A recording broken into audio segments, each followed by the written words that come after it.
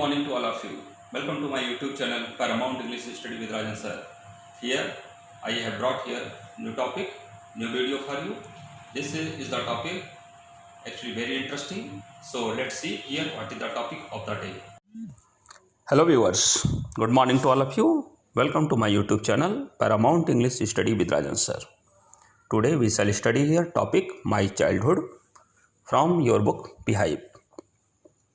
It is written by APJ Abdul Kalam. You know APJ Abdul Kalam, who is known as Missile Man, and he was the former president of India. He had written his autobiography, Wings of Fire, that is very famous book. And this lesson, My Childhood, has been taken. This is an extract from Wings of Fire. In this chapter, APJ Abdul Kalam recalls some of his childhood memories. He tells us about his parents. He tells about his childhood friends. He tells about his early experiences at school. He says that he grew up in a society where people lived in peace and harmony. He also tells of the joy he felt when he earned his own money for the first time.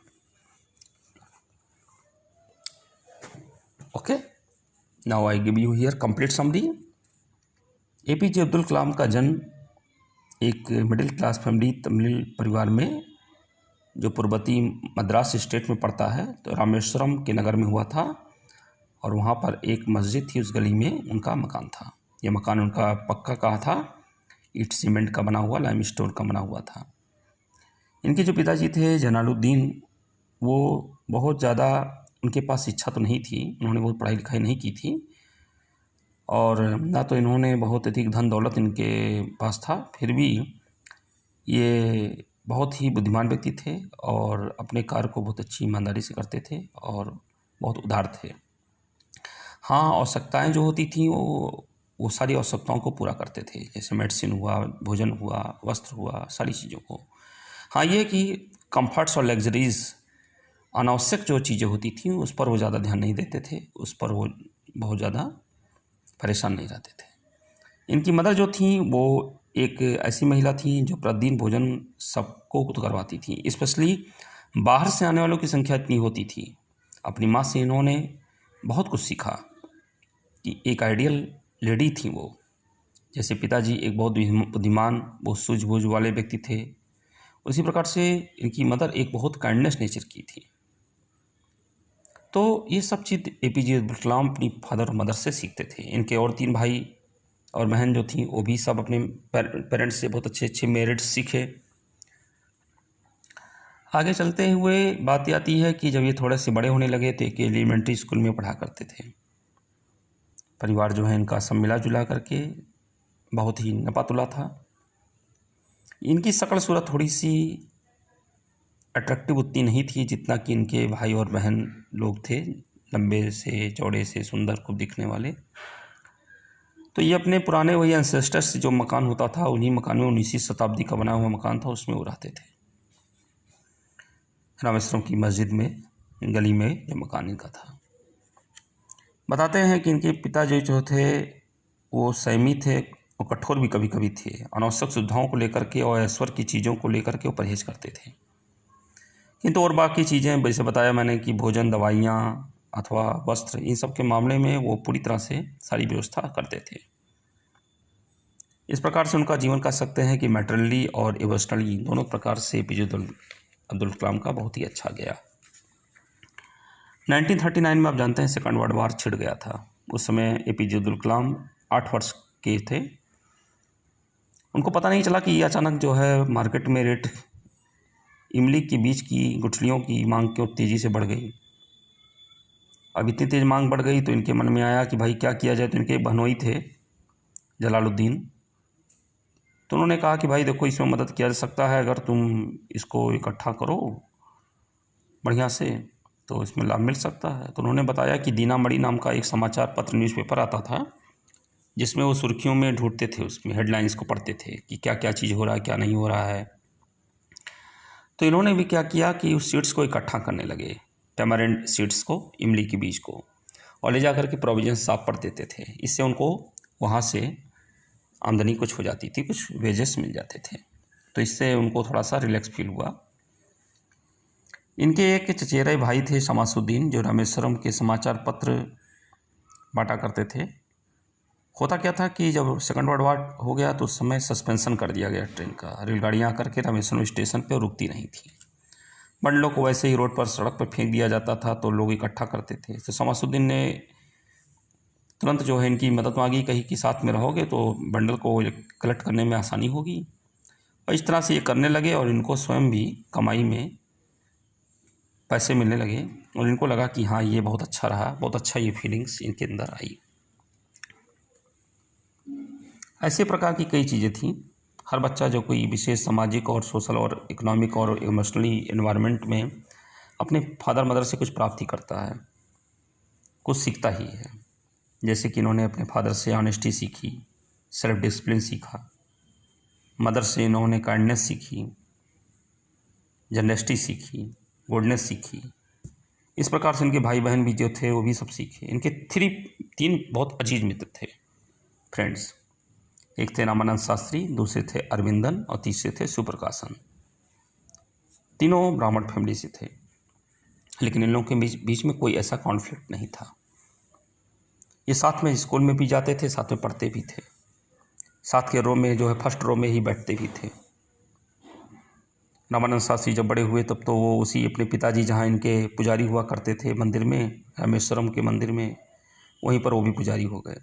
Aravindan जो है वो चले गए business के कार्य में, और शिवप्रकाशन जो है कैटरिंग कॉन्ट्रैक्टर का काम साउथर्न रेलवे में देखने लगे। लेकिन अपने बचपन की उस स्टूडेंट लाइफ के बारे में उनको याद आती है। जब वो पढ़ते थे तो एक बार स्कूल में एक नए टीचर आए तो उन्होंने कहा, अरे भाई तुम यहाँ कहाँ फ्रंट सीट पे बैठे हो? क्योंकि उन्होंने देखा कि वो मुस्लिम जो एक होती ना मार्क कैप लगाते हैं, तो उनको लगा कि ये मुस्लिम बच्चा है। उन्होंने कहा तुम उठो और just go to last bench और पिछले वाली सीट पे जाके बैठ जाओ। तो ये पीछे तो चलो चले गए, लेकिन इनके मित्रों को ना अच्छा लगा ना इनको अच्छा लगा, क्योंकि ये लोग इस सब चीज़ की फीलिंग्स तो रखते नहीं थे। बाद में जब घर पहुँचे तो ये बात पता चला, तो लक्ष्मण शास्त्री जी जो थे, जो उनके हेड टीचर थे, उनको ये पता चली तो तुरंत बताया गया उनको। तो कहे ये तो बहुत ठीक बात नहीं है, ये तो डिफरेंस क्रिएट किया जा रहा है। उन्होंने तुरंत नए टीचर को बुलाया, समझाया, फटकारा, और ये भी कहा कि इस तरह की फीलिंग्स बच्चों के बीच में जाएगी, क्या मैसेज आएगा, क्या अच्छी बात है। और एपीजे अब्दुल कलाम एक ऐसी फैमिली से बिलोंग करते थे जहाँ पर इनको घर पे अच्छी अच्छी कहानियाँ सुनाई जाती थी। यहाँ तक कि इनकी माताजी इनको रामायण की कहानी सुनाती थी। जब आता था सेरेमनी सीताराम का, कल्याणम का, तो उस समय लोग स्पेशल नौका तैयार करते थे, उसका प्रबंध करते थे। भगवान जी की मूर्तियाँ मंदिर के उस विवाह स्थल की ओर ले जाई जाती थी, जो उनके घर से समीप राम तीर्थ नाम के एक तालाब के बिल्कुल मिडिल में स्थित था।